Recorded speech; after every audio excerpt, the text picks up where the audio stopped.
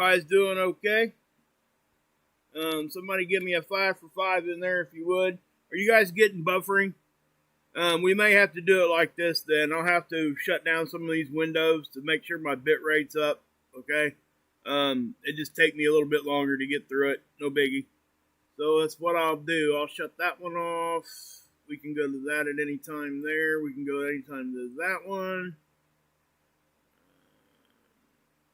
But yeah. Okay. So we'll start there. Yeah. Hopefully that helps.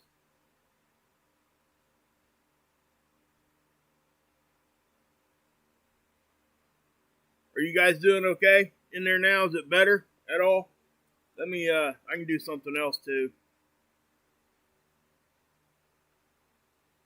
Let me, I'm going to shut the Wi-Fi off on my phone. Sometimes that helps out. Is it getting any better, guys? Let me know in there, please. If you would. Okay, cool. What's up, Don? How you doing? Andy? Good to see everybody in here, guys. Sorry about that. Sometimes, guys, when I have a lot of tabs open that have movies playing, it will kill my bit rate. And when that happens, it starts buffering and all kinds of stuff. If it was just one person, I would tell you to reload, but obviously it was more than just the one. So it was probably on my end. That, and I was getting, sometimes it'll say this, YouTube is not receiving enough video. Sometimes what it'll do there too, I can set a setting to where it'll kick it down into lower definition. I don't like doing that, but, you know, sometimes I have to. Right now I don't have to, I don't think. I think everything's a little bit better now, so, alright, cool. Alright. So, yeah, Bobby had a good question. Bobby, Ohio here. Good question, man. Very intelligent question, actually. And it's a question that I don't get asked very often. And the question was, and actually I will pull up the model just to show you guys. Well, I got it. It's right. Actually, I can just show you here because it's a similar model.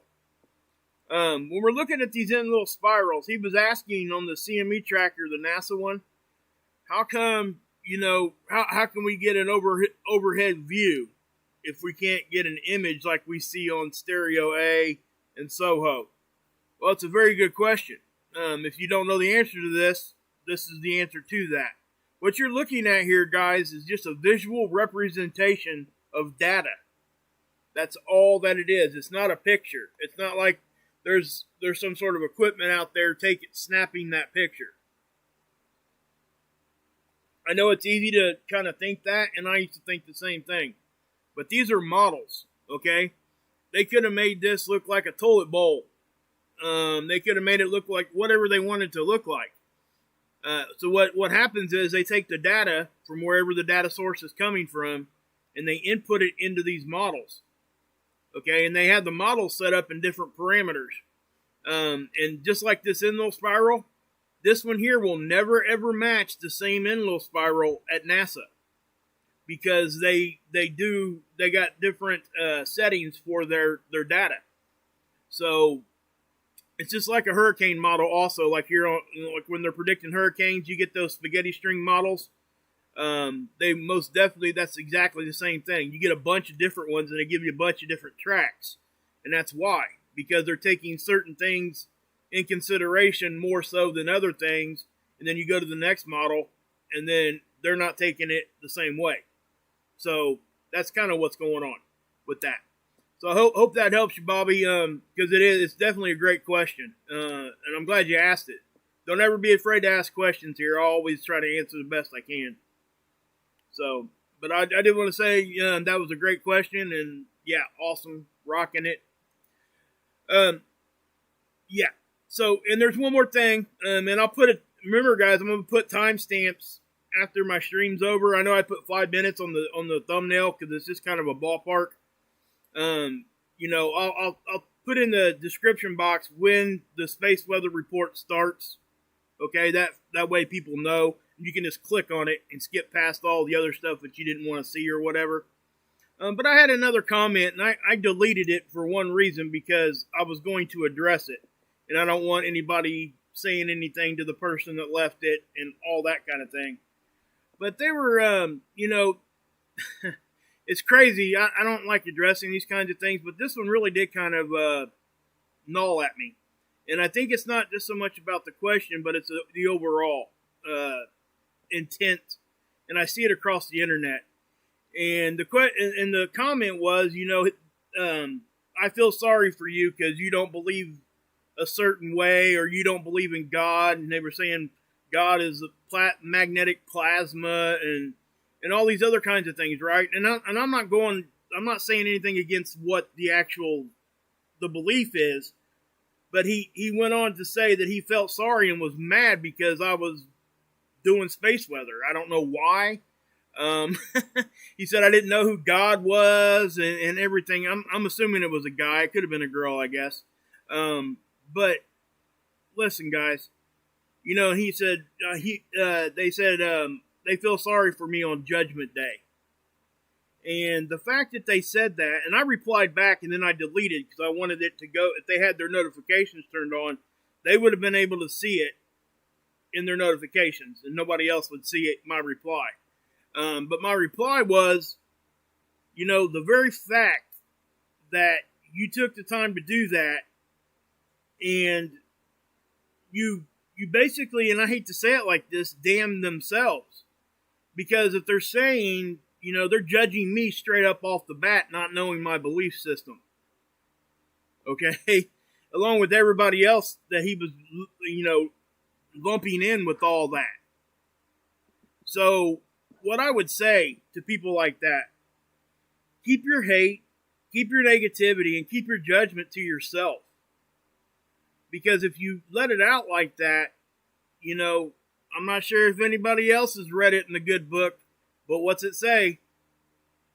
Judge not, yet ye be judged. What's that mean? That means we're not supposed to judge.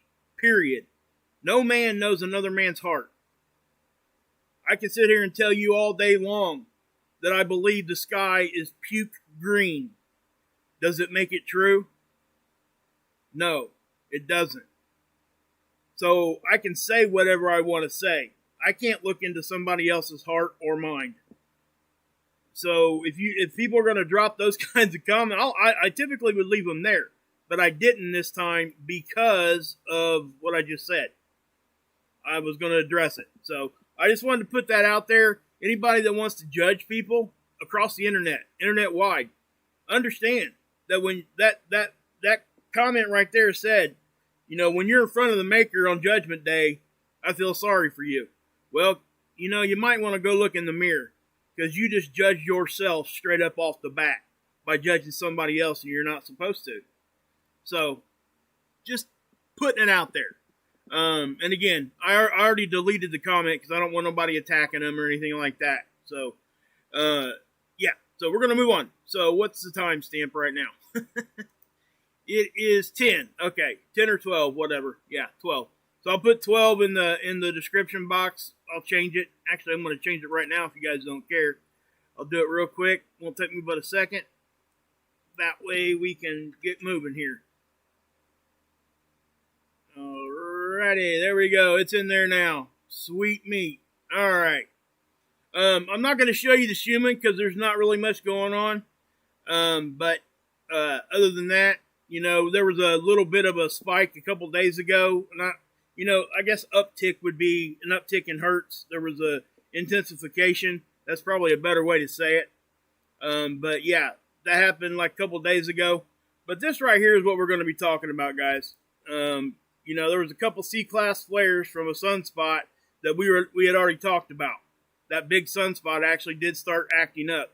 Plus, there were some actually sizable eruptions off the backside, and it really wasn't off complete backside. It was more so kind of a sideways shot towards the back. That came from a sunspot or an active area that was just in front of us.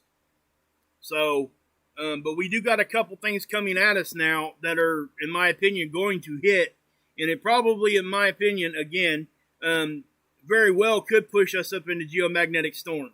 Okay, how high it gets, I don't know, but with us having coronal hole streams right before, and then even during, because we're connected to a few coronal holes, and there was flares and eruptions in between time, so we are definitely going to see some action, I think. So yeah. But, good to see you, Bubba News. Good to see you. Good to see you. Knowledge, Wolfie Tab. Thanks to all my mods in there. You guys do a great job. And everybody else that's here, thank you for being here, taking the time out of your day to listen to my little spiel. But anyway, so, yeah, proton flux, nothing going on there. So that means there was no radiation storm with this, okay? There wasn't any, I didn't see any reported radio blackouts. Sometimes we see that with flares. And if you guys want to know where to go to look for that, just go up here to Space Weather Prediction Center and hit the R button right up here. See this box? It says no. This is the last 24-hour observed maximums. So there was no radio blackouts, at least reported here on NOAA. This is, if you guys want to know about radiation storms, you hit the S. Same thing. G is the geomagnetic storms, and I think most of you guys have seen that before. But anyway, as we're looking through this, you can look at their predictions here. They're forecasting. And they were already forecasting these fours, okay? That was from the coronal hole stream. Now, I think some of this is probably going to change as we get into the 27th and 28th. They haven't forecasted out that far yet, but I do think that we got a pretty decent chance of seeing at least low-level geomagnetic storms, especially with more and more action happening. And I know this doesn't look too impressive, okay? But if you guys understand what we're actually looking at here, we are definitely looking at a decent-sized sunspot, okay? I guess I could zoom in a little bit, see if I can't get you guys in there a little closer. Okay, and we've also got these down. This one here, I'm not sure if they've named it yet, but it looks like it's going to probably be named. And what I'm looking at here, if you guys, oops, what the heck happened there? Wow.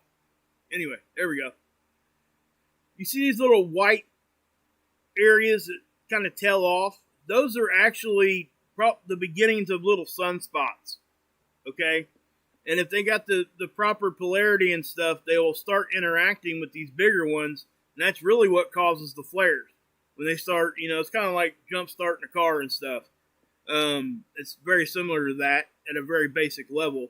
But when you have more of these little ones hanging around, these bigger ones, it gives them buddies to play with, and it'll start shooting at you. Okay? But yeah. What's your question, Exotic? I'm not sure if you're, I don't know if, yeah, judging by the name there, I'm not sure if it's going to be a legit question. Mods, if that turns into something it ain't supposed to, you guys know what to do, right? If you got a question, throw it out there. Let's hear it. I ain't got no problem answering a question. You guys know that.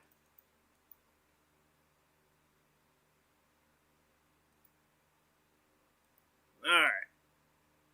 So, yeah, mods, please keep an eye on that one there. That's, I don't know if I'm going to get an answer from that one. And judging by the name there, I don't want to assume, but, yeah. When you name yourself like that, I guess you come to some assumptions. Anyway, we'll move on. So, first look at your sun here, guys. This was right in front of us yesterday, this coronal hole. We're going to start getting some stuff from that. Hey, Ron, what's up, bud? Cool. Everybody should go check out Ron over at Emergency Management Associates. Does a really good job over there. I shout him out all the time, guys. Go check him out. What's up, CW? Okay, let me get to the space weather, guys. Let me get through this real quick, and then we can do what we need to do. But anyway, yeah, you got the coronal holes here, and this one here, the northern coronal hole had stretched down. We were connected to that. We're getting back to back coronal hole streams. Plus, this here is where the flares came from. This sunspot here. But yeah, and the flare itself wasn't all that sizable. It was a C1, okay, a couple of them. But like I've said before, you can have flares without eruptions, and you can have eruptions without flares. But this time we had both.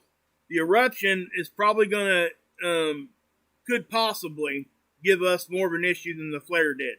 Okay, so if we look at the end of the spiral, this actually is showing it pretty well right now. Remember what we're looking at here. If you look at the time that you're on, this is UTC. We're kind of like right, well, I'll move the yellow box there. We are about right there in time. So we should start seeing an uptick in plasma density, according to their prediction model here. And that's from a coronal hole stream.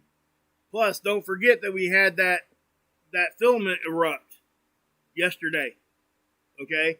So that would be the first CME type action we would be seeing. Alright?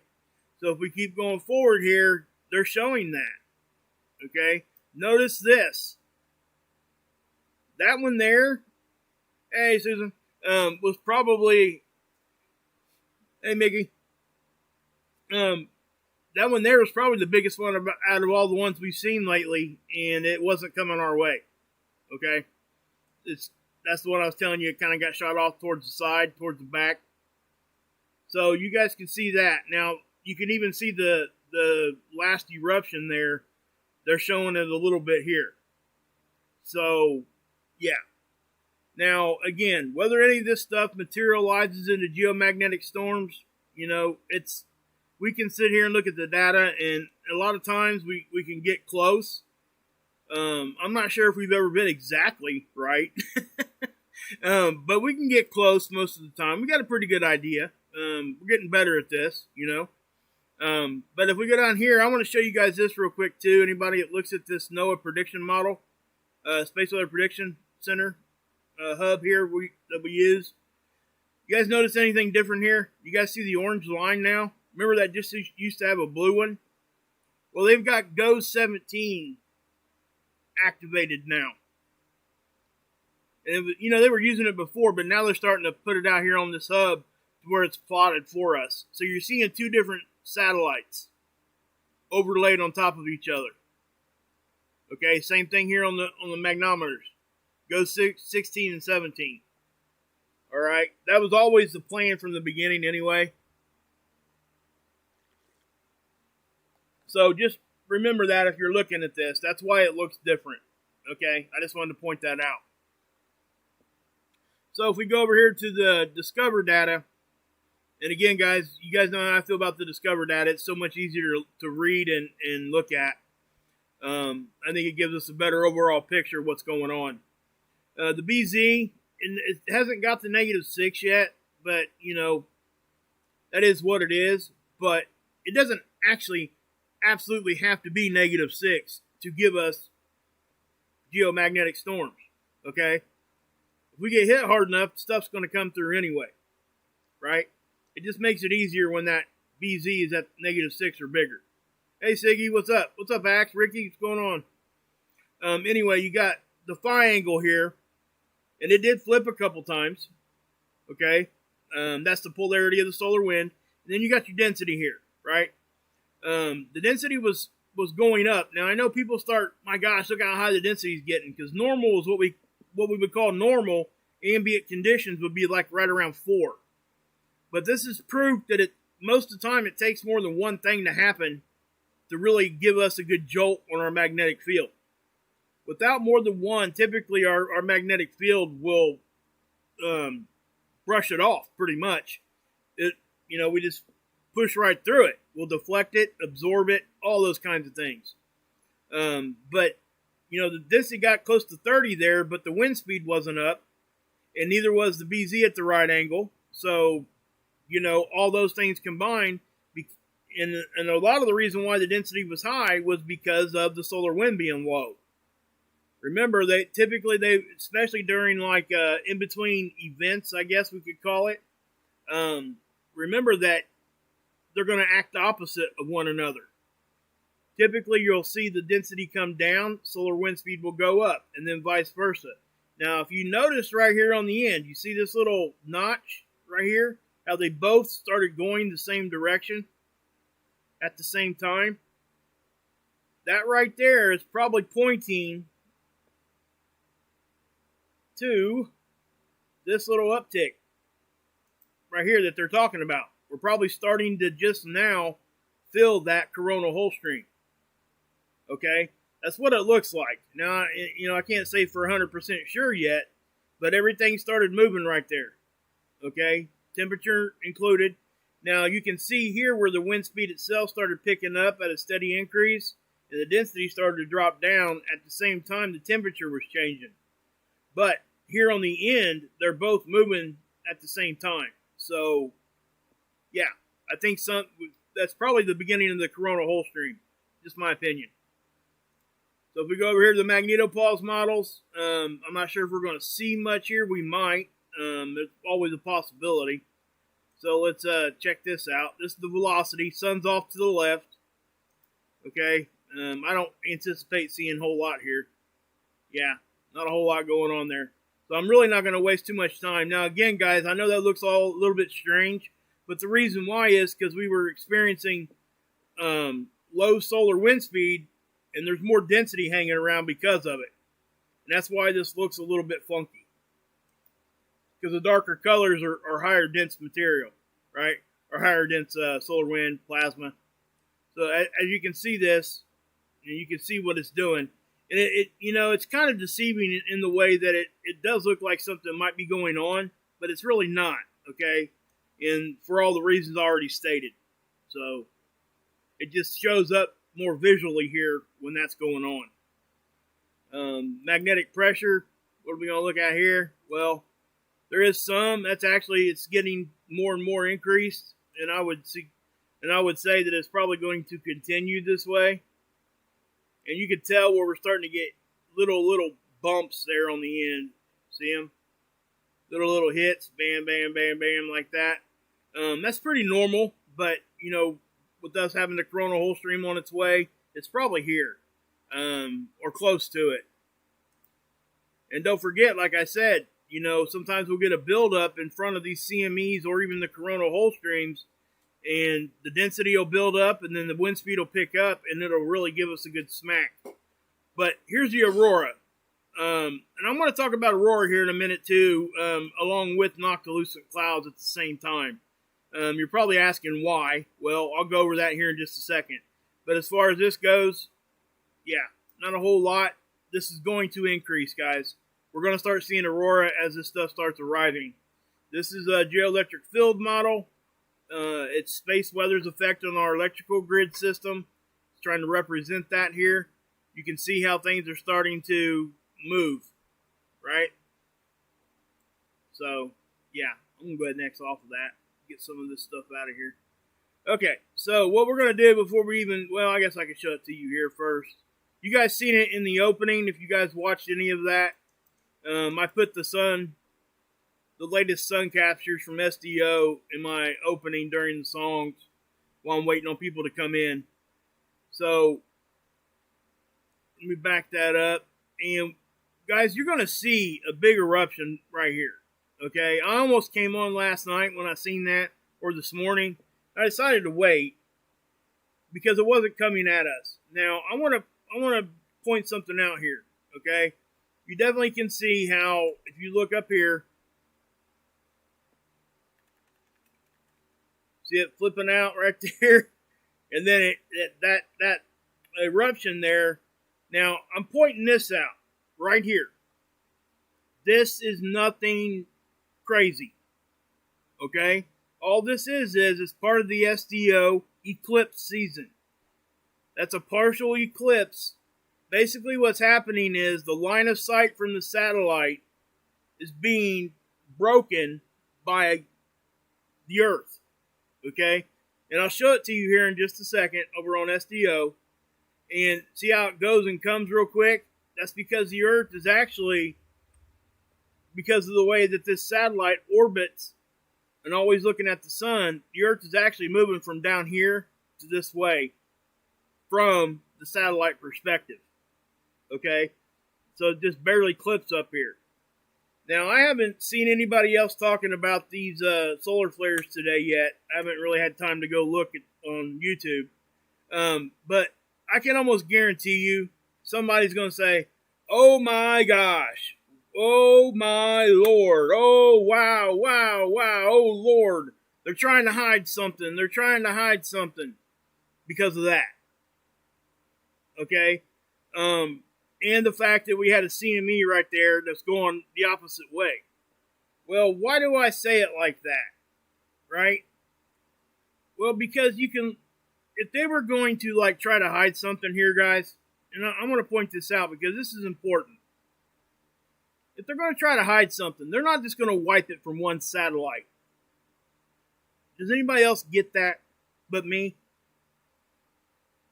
If they're going to not want us to see something and they want to take it completely off there, first thing, the easiest thing to do would probably just to be able to shut it off for a second. These guys put satellites in space. Do you think that they couldn't hit a button and make things go off for a second? That's kind of what I'm saying, right? I mean, we got to be realistic with this. So when we're looking at this, you see that happening, right? But we can go and look at the eruption from another satellite. And that doesn't happen. You don't see that. That's just on this satellite. And like I said, I'm pointing this out because undoubtedly somebody out there is making a big deal about this. I promise you. I haven't seen it because I didn't go looking. But I would almost bet you $100 to a jelly donut, like my grandpa used to say, that somebody out there is doing that. And what that does, guys, is it just muddies the water for everybody else.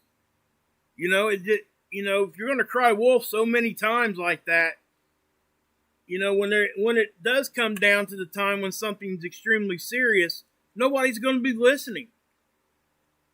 And that's kind of what I'm saying here. And I don't talk about that a whole lot, but it really does bother me because you just got to be like that. You don't need to do that. You know, it's like when I was talking about the missing time. If it's going to miss time, then you're going to have to go look at the other places and look to make sure. Okay? Because if it's there on one satellite, then it's not missing time. The data's there. You're just not looking in the right spot. That's all I'm saying. So anyway, you got that big eruption there, and I know that was a kind of a little long spiel there, but I wanted to say that.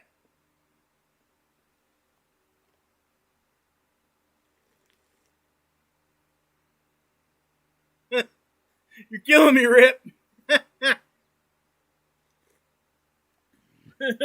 Redford, my boy. Man, you're on point, man. I love you, brother. Awesome stuff. Awesome stuff. If you guys ain't subscribed over to Rip Crow Readiness, he does the prepping stuff. He's not been feeling well the past few weeks and stuff. I think he's starting to feel better now, but my gosh, go give him a subscription because if anybody deserves it, it's that man. He does a really good job. So, anyway, back to the sun. I know people are, what do you do to space weather real quick? I'm sure I'll get hammered in the comment section. Anyway, but the flare is coming from here, right? And you'll see it right about there. See it? Okay, that's the flare with the eruption. Now, there was a second flare right about, well, I think we already passed it. It was just a C1, and it's kind of hard to see on the 171. But that right there, I do think that's coming right at us. It's just my opinion. I think a lot of people are probably going to have the same opinion. Now, this does have a chance, I guess it could miss us off to what we would call our east when we're looking at the sun. Remember, it's reverse. East and west, when we're looking at the sun via these satellites, is east. The east limb of the sun would be the left side. It's not like you're looking at a map. Cool. Sounds good, Ron. Appreciate that, buddy. You are the man. Anyway. So.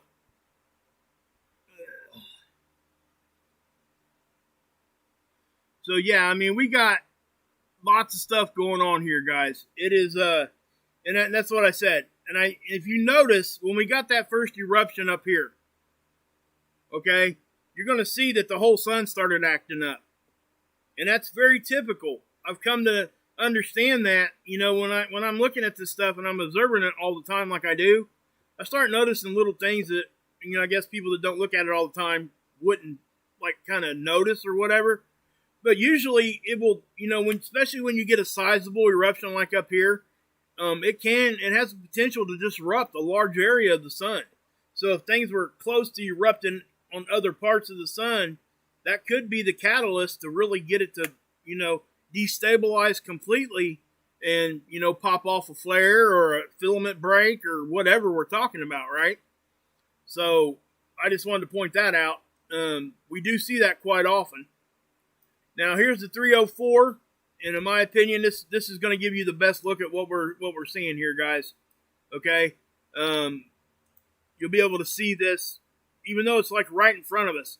A lot of times we can't see them real well when it's like coming right at us, but this one was pretty photogenic from SDO's perspective.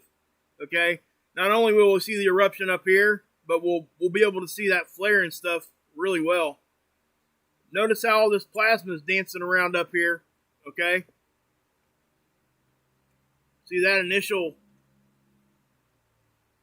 okay, and then that's when the satellite got eclipsed. See, you can still see everything. See how far that is? Look at that. That is it's an expansive distance, guys.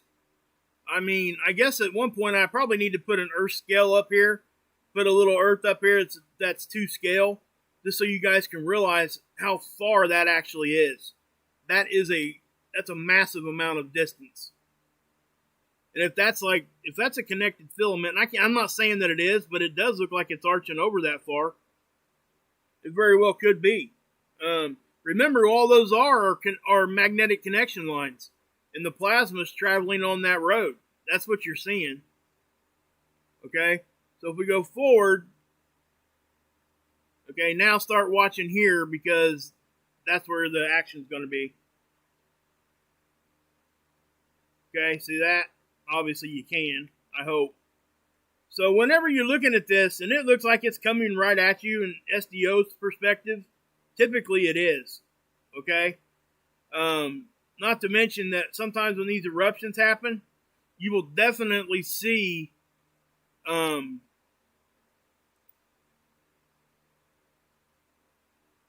yeah, sorry. Lost my train of thought there. Sorry. Yeah, you'll definitely see like shadows, especially on the 304. But with this popping off like that, sometimes it, you know, when they pop off like that, they'll spread out like buckshot. Okay? It doesn't have a real 0 point perspective as far as where it's going to impact. It really does spread out for the most part. Okay, there's the massive part of the flare, the most intense, the X-ray part. Now, you can even see, if you look at it, you can see the stuff just, you know, intensifying. And then there's the eruption with it. And I'm showing you guys this because it doesn't always do this. So, that's what I would say, you know. But yeah, that's a pretty decent sized little pop there. Again, remember we had that filament that was right here in the middle that popped yesterday or late in the day before. That one was not very big or powerful, I should say. The only reason why that one really even had a chance of getting us into geomagnetic storm level was because of the preceding coronal hole stream. Okay? And I do think that that's going to add to what we're seeing, because if we do get, you know, a continual hit like this, plus with, I'll take you guys over here to the 211 real quick. Actually, that was Soho. Where's my 211 at? Where's it at? Sorry, guys. There it is. Now, when I say 211, guys, those that don't know, that's the angstrom of light we're looking at. I've explained that a lot. I'm not going to explain it right now, but just know we're basically looking at different gases. That's really what you're doing here. They can assign this any color they want. This is something they pick. They don't have to make it purple, right? So just understand that. It's kind of, if Bobby from Ohio is still in here, it's kind of the same thing I was explaining with the model. You know, when you're looking at that model, it's not an image. It's data that gets interpreted into a visual format, so we have something to, you know, look at it in a visual way so we can understand it better. That's why those things are made the way that they are. It's not a camera out there taking a picture. It's not what that is. But that's what the CME tracker models and things. But anyway, we still got coronal hole space in us, guys. I know they're small, but it's going to be like, this is going to be like an overall uptick, I think, in my opinion. We might have little low periods. Now, I can't say how long this is going to last, but once it does start, and it does look like it's starting to impact, like I said, that first coronal hole stream right here, it does look like that's what's happening here, like we're getting the first parts of that. You know, so we'll have to just wait and see how, you know, how intense it gets. It did arrive just about when they said it was going to, so they're pretty on point with that, for sure. So, let's go here and look at seeds. And this is going to show you, this is that one that blew off the back there. And again, this has no chance of affecting us. Okay? Yeah, I know I went backwards. There you go. Check it out. I hit it the wrong. Let's just reverse it. There you go. But yeah, I mean, that was that's not like a grid down type of situation, even if something like that does hit us. That would, you know, we would probably see a low-level geomagnetic storm with that, possibly up to like a G2, I would think. That's just a pure guess. I have to say that because that's all it is. I mean, I don't have any data to like say, hey, there it is, you know. But that does look to be pretty sizable. You know, we don't have all the data collection like we have when it comes our direction out that way. So it's kind of, I mean, we can get a pretty good idea, but, you know, you're not going to get as exact as when it's coming our way. So that definitely is a sizable one, guys. So let's go to the next day. We'll look at today. Well, that's the 25th. That was today. Duh. Actually, I just now updated that. It actually is showing that eruption from the flare now. See it? On the left side. So how do we know if it's coming at us? By looking at this? Because when, you know, we got this occulter here, well, we have to have a different view. We have to have a different angle to look at. And we get that typically from stereo A. It's basically our side view now. It's creeping closer and closer to Earth as time goes on. It's more almost at a 45 degree than closer to a 90 degree now. You know, you used to be able to see a little bit further on the back side of the sun is what I'm saying. Its point of view has changed quite a bit, actually, from its original position out there. But we can still see, okay? So that's what I want to point out. So when this is going to the left, you know, we don't know just by looking at this if it's going off to the back. This is a two-dimensional capture here, guys. This ain't three-dimensional. We don't have all those points of reference to go off of. So we have to have a secondary look at it, and we have to have a secondary perspective to get a good idea of what direction it's going, right? So if we go down here to stereo A, you're definitely going to see that one there is the one that fired off the backside over there, okay? This one here is the one that came from the flare, I believe. Because I'm pretty sure it jumped quite a bit of time here on seeds. Yeah, about 10 hours there, but you can definitely see that, you know, you can kind of see in your mind when that would have left the sun, and it matches up when we had that flare. Okay, the first C1 flare that had the eruption, and it does look like it's coming from about this part of the sun, so I do think it's the same. Okay, and you can see how when this thing moves, how it spreads out, like I was talking about, guys. See how it's kind of widening out? So the further out it gets, the better chance it has of hitting us. But at the same time, when it does get spread out like that, you don't have that like intense, dense plasma that if that, like a big ball of that was the hit, it would give us a big hit. So with that spreading out, I'm not saying it ain't going to give us any kind of uptick or anything. What I'm saying is it just wouldn't be as powerful as if it was like really, really condensed down into a really pinpointed area of density. So we have to keep that in mind too when we're looking at these. So if you do that, you can see how, and you can get a rough idea of how fast just by looking at these. But again, it's just a rough idea. You'd have to go look at the data to see exactly how fast that's moving. And it does matter, okay? If it's moving fast, it means it's going to get here quicker. And when it does get here, typically it's going to hit harder if it's moving faster. If it's moving real slow, that can mean a whole lot of different things. Sometimes they're more dense when they're moving slower. Sometimes they're just moving slower. Just didn't erupt that fast. So, yeah. Okay.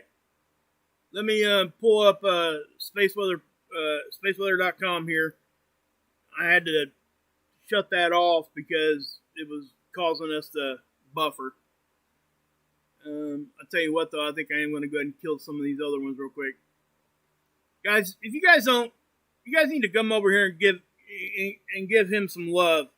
He does a great job. That's all I can say. I don't even know how else to say it. I mean, he really does. It's just an awesome site. It's really right down to what we're actually looking at for that day. And he does a really good job of summing things up. I know I'm long-winded and everything. I get that, right? But these little articles and stuff he writes, awesome stuff. So go give him some love. Spaceweather.com. Go check him out. I show you guys this about every day, and and he deserves some love doing all this work. It just is. It's just awesome stuff. So anyway, as we're looking at this, he's talking about the possible CME impacts, and basically, I guess he's probably saying almost about the same thing I was talking about. Yeah. Now he did talk about that faint halo that came from that filament that released. It was real faint because it wasn't some big massive like flare eruption. So even though that's the case, it still did produce what looked to be a halo. And all a halo is, guys, is visual. Okay? It just means that it's peeking around the edge of the occulter. All the way around. It looks like a halo. So when we see those halos, we have to figure out if it's coming right at us or if it's going off the backside. Okay? Because we just don't know until we go look. But Ricky's talking about Aurora in there. Did I miss anybody? Stopped in here?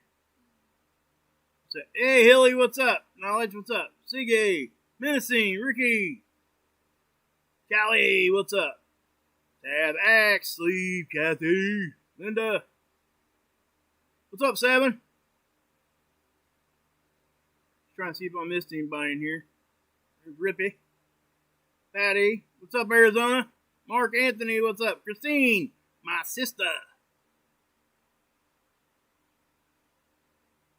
Axe, Nibby, what's up? Kathy, Patty, Gail. Alright. Just want to say hi real quick. Everybody was in there. Thanks for stopping in, whoever's here. But anyway, guys. Yeah, so they're, he's over here talking about this flare and the eruption with it. And they're, I think, pretty much saying the same thing. Now, I do think, remember I showed you guys, it looked like we might be having a little bit of sunspot action down here now, too. It looks like that could possibly be happening. Hey, Keith, what's up? But other than that, what's up, Bob? Skywalker, what's happening? What we got here? All right, so remember I said aurora and noctilucent clouds. How are those connected in any certain way? Well, we're coming into aurora season, right? That's what this is saying. What are they talking about here? Well, it's aurora season because they're going to start seeing more and more darkness in these areas, right? Why do we see that? Well, because our planet is tilted at 23.4 degrees. That's why. We get 24 hours of darkness, and we get 24 hours of daylight on whatever pole you're at, according to where we're at in our orbit, right? That's what gives us our seasons. So Aurora obviously would be wherever you're at on the planet where you get more darkness. So that shows up. Now, how's that connect to noctilucent clouds? Well, guess what? That's kind of the same thing here. You know, when do we see these? We see these in the summertime, right? Whatever hemisphere you're in. So they're seasonal also. So just know that. That's kind of what I'm talking about. So I think they would be probably opposite, is what I would think. Because if it's warmer, that would mean that, you know, that would be summertime for the North Pole, right? So that means that they would be getting more daylight up there. They would be having their 24 hours of daylight during that time of year. So they would get noctilucent clouds more so during that time. And in the winter, when they get into like lots of darkness, these wouldn't be there. So yeah, they're opposite of one another. So that's one way that all this stuff kind of ties together. So yeah.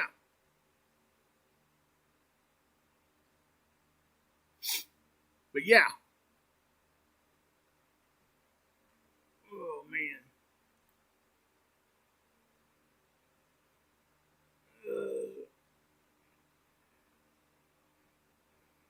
Okay, yeah. Yeah, guys, thank you, mods, for taking care of stuff in there for me. I really appreciate it. Yeah, guys, if there's, I'm going to address this just real quick. Did it get named? Thanks, Nibby. Yeah, that must have got named down here. Yep, it sure did. Yep. That sunspot group I was showing you guys. But guys, if there's stuff going on other channels and other chat rooms, please try not to bring it here. Okay? I get it. I understand. And most of the time it stays pretty cordial.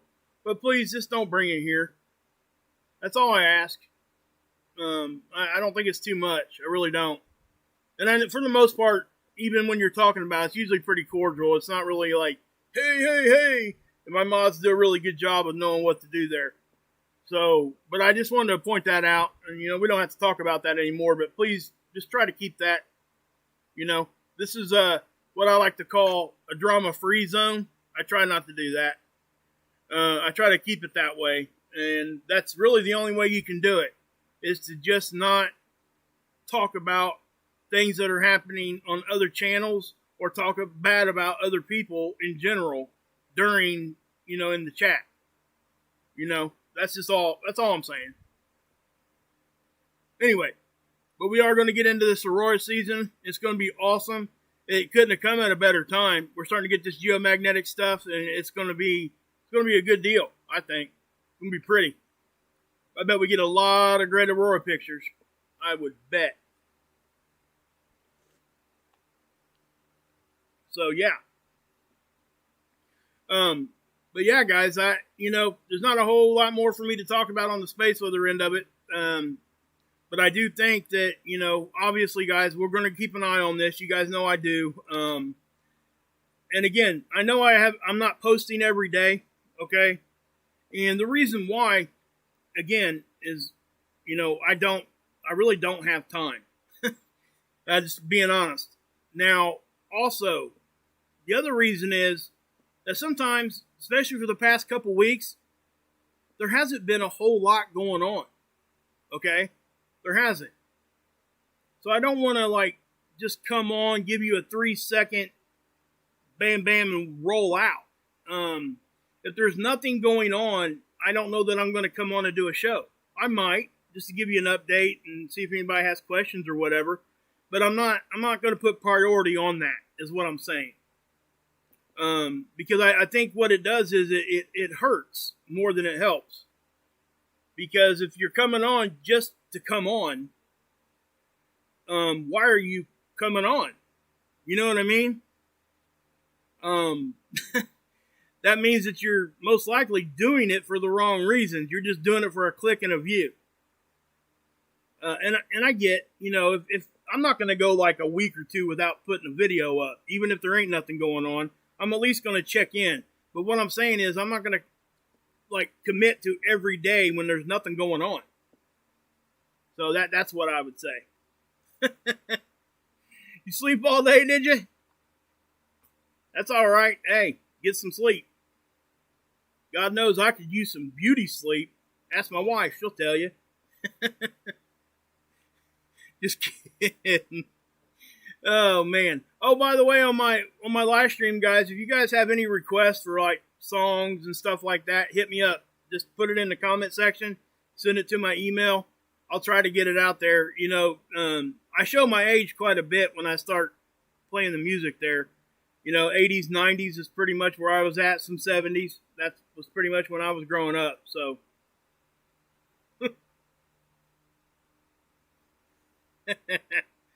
Oh man. But yeah, so there's your report. I don't really, like I said, guys, I don't have a whole lot more. That really actually went a little longer than I thought it was going to. But you guys got any like questions for the CME stuff here? I hope I helped Bobby Ohio with that question. For those that missed that, I guess, you know what? I haven't even looked at the CME tracker on NASA yet. Let's look at that real quick. I looked at it earlier and they hadn't changed any of it since that. That's that filament release. Okay? So they haven't updated that yet. That's the one from, when the filament released off there. But what Bobby was talking about, guys, he asked me in the comment, and I pinned it to the top of my last video because I thought it was a great question. It's a question that I had for a very long time and got it wrong for a very long time. I mean, I did. And I get, I'm going to say this one more time too, and I know I've been saying it a lot lately, but I want people to understand that I leave my mistakes on the internet there so you guys can see them. That way you can go look and you can see that, listen, he made that mistake. I don't want to make the same mistake. That's why I leave it there. Now, the only drawback to that is if somebody comes along that doesn't know anything at all about space weather at all, and it's their first exposure to it, it may give them the wrong idea of what's actually happening. So I struggle with pulling some of that stuff down and leaving some of it there. Because you guys know I don't really care about the actual overall view and hours and all that kind of stuff. That doesn't, because when you pull a video down, it'll pull the views and the hours down with it. But that doesn't really matter to me. Other than when I see the clicks and views and see you guys, that's what matters to me. It's not the overall whatever. I do it for a different reason. You guys know that. Now, the question here on the model was, how come, we don't get an image like a picture? How do we get this model from a top-down view? Well, the short answer to that is the fact that this is simply just data. Okay, it's numbers, data, conditions that the sensors are sending back to us wherever this is getting its data from. And it's usually multiple places. And they input it into the model, which has been set up to their parameters. And it's giving you a visual representation. Okay? They could have made this thing whatever they wanted to make it look like. They can do that, guys. I mean, that's what a model is. And the reason I'm addressing this in the way that I am is the fact that this is not the only model. Almost everything we look at is a model. So understand that. And when you're looking at it, it's not a picture or a movie. And I know it's hard to get past. I get it. I really do. It's hard to look at things because we're so geared when we turn the TV on to see things as movie and in motion and all that. But that's not really what you're looking at. Okay? You're basically looking at a visual representation of data. That's what you're looking at. So, yeah. They could have made this thing look like a naked butt with it flapping back and forth talking to you if they wanted to. I just, that's how I want, I say that just to interject some comedy there, but at the same time, it's true. And then we can even, like I said, we can take it even to this. They could have made this any color they wanted. Any of these. They assign these things color. And a good representation of that is the 171 here on SDO. I think it's blue on Soho. Let's look. I think it's blue. Yeah, see? Let me click on it. Is it going to open up or not? There it is. Okay? You guys see the 171 here and 171 here. That is the same wavelength of light that we're looking at, but these two different satellites have been assigned, the 171's been assigned two different colors. That's all that it is. It's the same thing you're looking at. It's just a different color. So, hopefully that helps people understand it right there. It's always good to have a visual, and that's why they even do models, guys.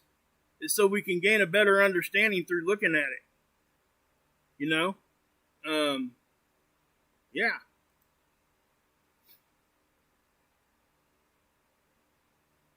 Let me tell you something real quick, guys. This is not a grid down situation. Okay? This is what I'm talking about right here. If I had a dollar or a dime or a nickel for every time somebody says that and it doesn't happen, we would all be rich because I would share it with you. Okay? So please understand that.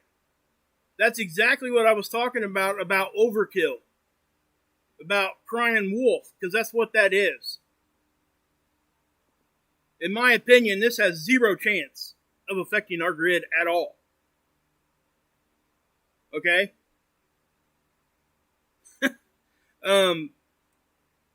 You know, and here's what I would say. When somebody tells you that, go look at the data for yourself.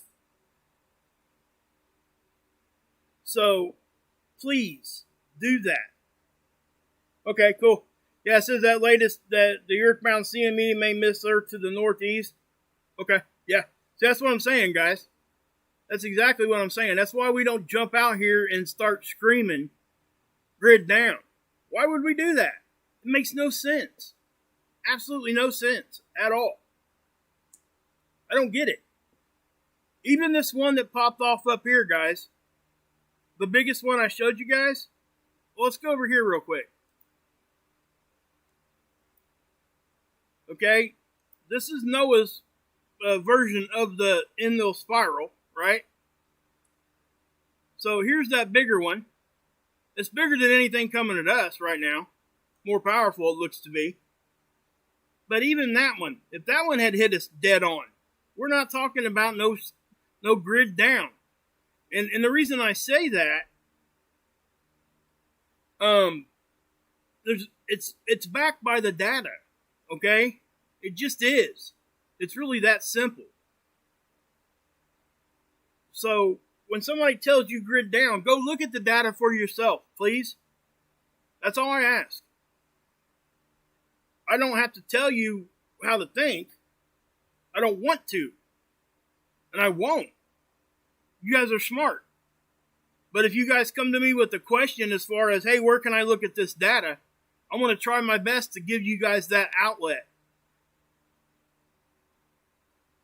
There you go, Siggy. Good to see you, brother. And, you know, I get a little fired up when stuff like this happens because when it does come time, because it will, eventually there's going to be a CME or something that's going to happen. And we're going to need to come out here and tell everybody, listen, hey guys, we better pay attention to that one. If you say that every time you get on stream or every time you do a video, who's going to take you serious? Absolutely nobody. Or the people that are going to take you serious just simply don't know where to go look. And that's unfortunate. It really is. It's really unfortunate when that happens. So, you know, if you ask me my opinion, I'm going to give you my opinion. My opinion is no, this is not going to affect our grid. It's just not. And I would like to see whatever data people are looking at to call this a grid, this could affect our grid. And in what level? I mean, if we're talking about grid stuff, maybe we're talking about little brownouts or something. Maybe, okay? I guess on the high end of things, maybe. Something like that. Because we know that our magnetic field isn't consistent. We know that it has weaker spots, cracks, all that stuff can happen. We all know that. And sometimes stuff happens unexpectedly too. But from what I'm looking at right now, there is nothing to tell me that I should be doing anything to be worrying about that. And I would also point people to go back and just simply Google up, search it. Search up geomagnetic storms or the biggest magnetic storms of the last century. Google that. You will see that there has been a bunch of events like this. Not like this, but like bigger issues. Okay? It ain't just the Carrington event. We got the grid down thing that happened in Canada. We got the ones where it was where it hit the freaking landmines and blew them up in the water. I mean, that happened, right? So when we got stuff like that coming at us, we now have the technology to be able to see it. We have a pretty good idea when that stuff's coming at us. Back in the 70s, they didn't really have that kind of stuff. Or back when all this other stuff was going on. They didn't have the updated technology to be able to look at it. That's what's different. We can now look at it. So that's what I would say. I know that was a little bit of a rant, but it really gets me fired up because it's making it harder on anybody else out there that's actually trying to tell you what's going on and being real about it. So it's just, you got to go look at all of it. That's all I say, and I say it all the time. Then if you believe a certain way after that, then that's on you, right? Ain't that how we all live our lives? Ain't that what we should be doing? At some level, we have to stay skeptical about everything. That's how we grow. If we weren't skeptical about something, we wouldn't even look at it. You know what I mean? But it doesn't mean you have to be overcritical. It means you have to be real when you go into it, looking at things. That's all it means. So, that's what I would say. But anyway, guys. I'll let that go now. I am sorry, but that stuff just really gets to me.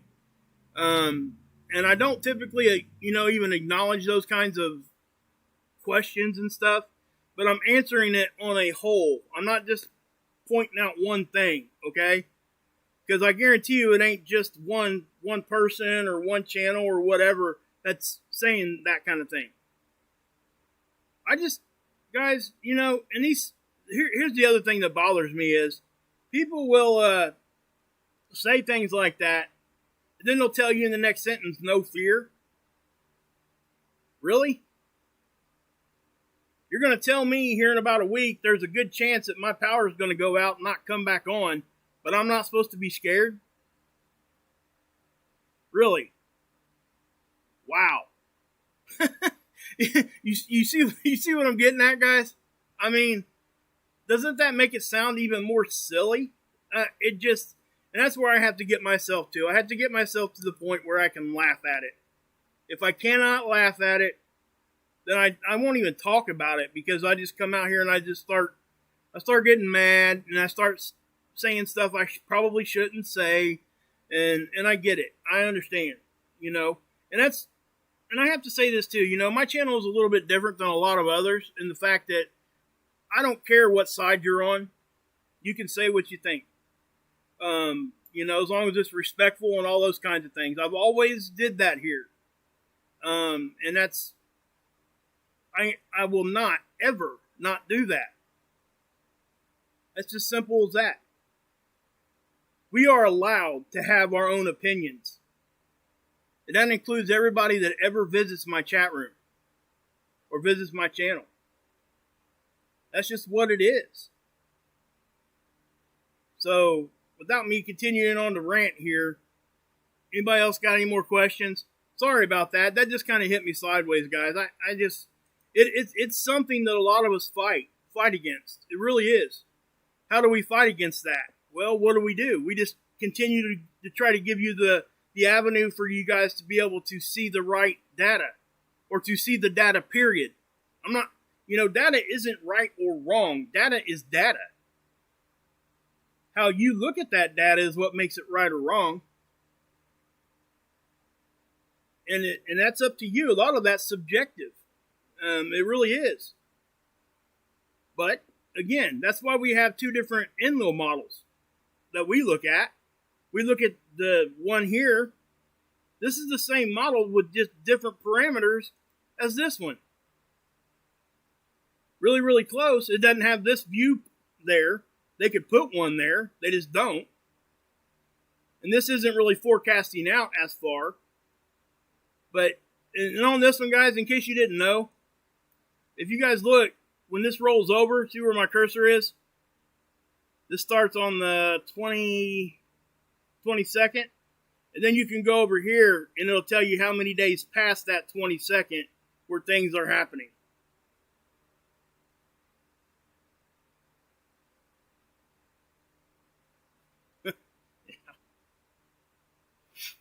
So yeah, guys, yeah. So I think I am going to go ahead and get out of here, guys. I do have my wife is, she's going back to school, which I'm very proud of. I'm so glad she's doing it for her and herself and all of us here in the house, my family. She's a great woman. She's my best friend, and I'm glad she's doing it. So I'm trying to pick up some of the other slack, some of the other responsibilities around here. So just know that that's part of what's been going on with me anyway. So yeah. And yeah, one more thing. I want to do this real quick before I get out of here. You know what I'm talking about? Before I get out of here. Let's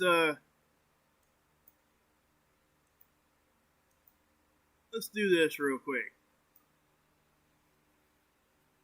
I want to show you guys Tommy's channel one more time.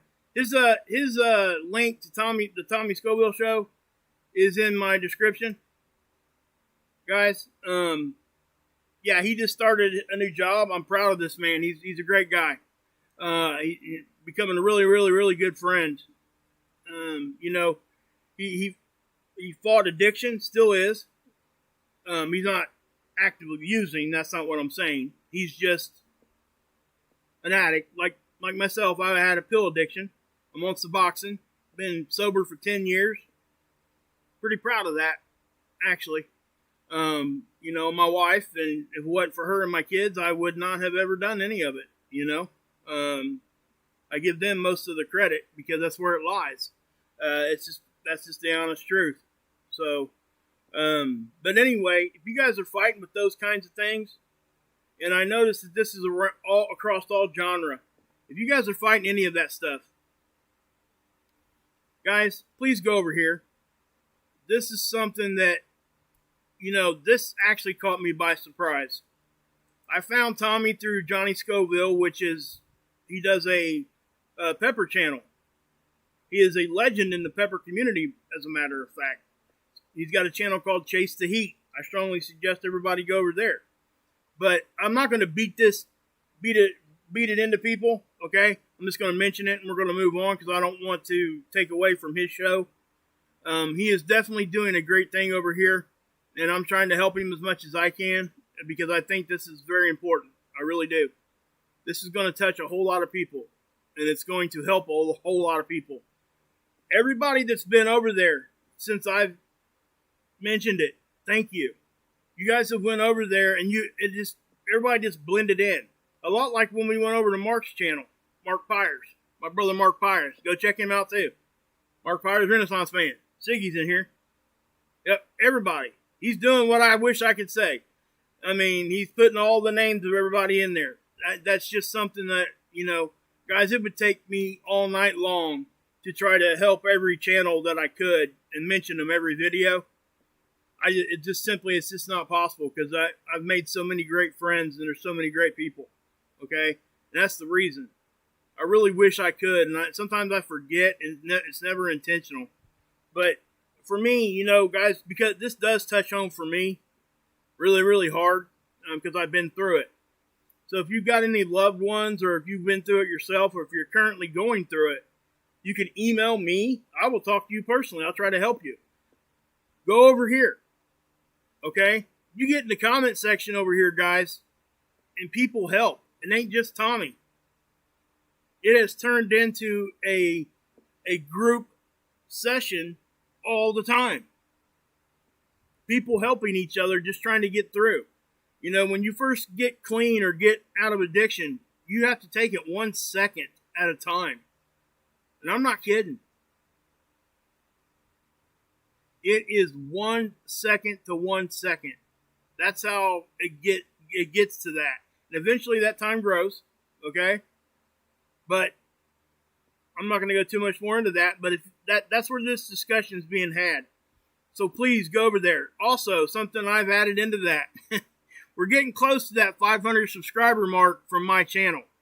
So if you guys go over here and subscribe, please leave a comment in there and say, hey, I'm from Wages World. That's really all you got to say, but I would encourage you to engage in conversation. But if we get to that 500 mark, I will eat a can of surströmming. If you guys don't know what that is, it's basically rotted, nasty fish in a can. It's herring. It's the sweetest thing. And if we get to 1,000 from my channel, which I think we could do, and again, I'm not going to keep like beating this in people. I just want to mention it here on the end. I will actually put some durian fruit with that herring, that's the surströmming, blend it up, put it in a beer hat, and I'll drink it. Yeah, I know, I'm stupid, but that's how strongly I think that this is needed. Okay, I've never offered anything like that ever before. I really feel strong about this channel, guys, about Tommy and his message. The guy's been in prison. He was in prison for 7 years. Robbed banks, robbed a casino. I mean, all of this stuff, right? So there is stuff here to talk about. It's entertaining. At the same time, very, very helpful. So, please go over here and check it out. Actually, there's a link again. Yeah, I'm not Swedish, I don't think. I might have some Dutch in me. Yeah, I know, Pam. Ain't that right? Yeah. Yeah, I know. It's, yeah. What's up, Art? Yeah, Tommy listens. I'm telling you guys, he really does. He is. If you guys go over and look at the comment section. You know, if you're like on the fence here on whether or not you want to go over and check it out, go over to his channel, look in the comment section, just look how people are interacting with each other. Yeah, you're right, Ricky. You know, I said durian fruit, and people hear fruit. Yeah, Hilly, drink a tuna smoothie. Yeah, probably this is going to be worse. But that durian fruit, guys, oh my gosh. If anybody's never smelled that, it looks like a big pineapple, kind of. And you break it open and you look at it, and the heart of it, like the pit, is what you eat. And, oh my gosh, it's horrible. Yeah.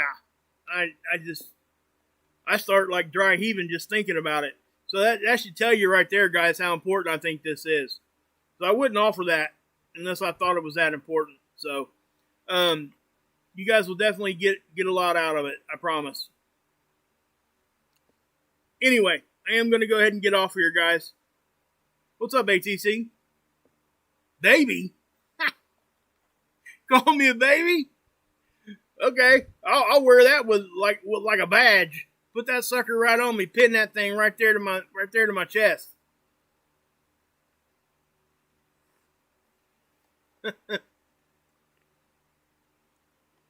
But yeah, so go check out Tommy and go check out Chase the Heat. That's Johnny.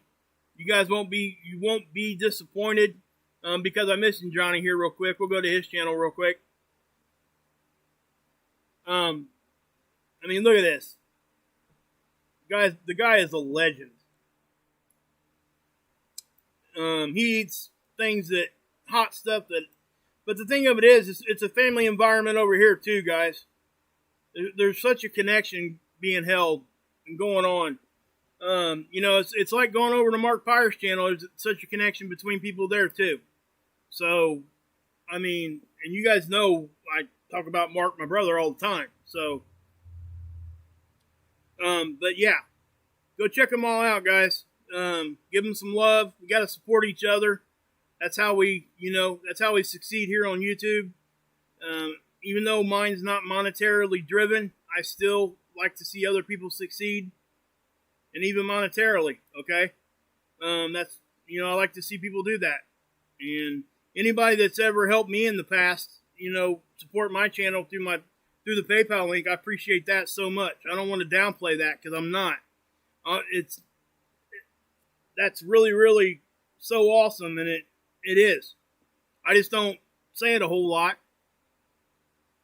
because I don't monetize, and I don't, it's uncomfortable for me to even talk about that stuff. But anyway, I just wanted you guys to know that, and I don't want anybody that's ever giving stuff through PayPal to think that I don't appreciate it or it wasn't important or as important as anything else, because it was.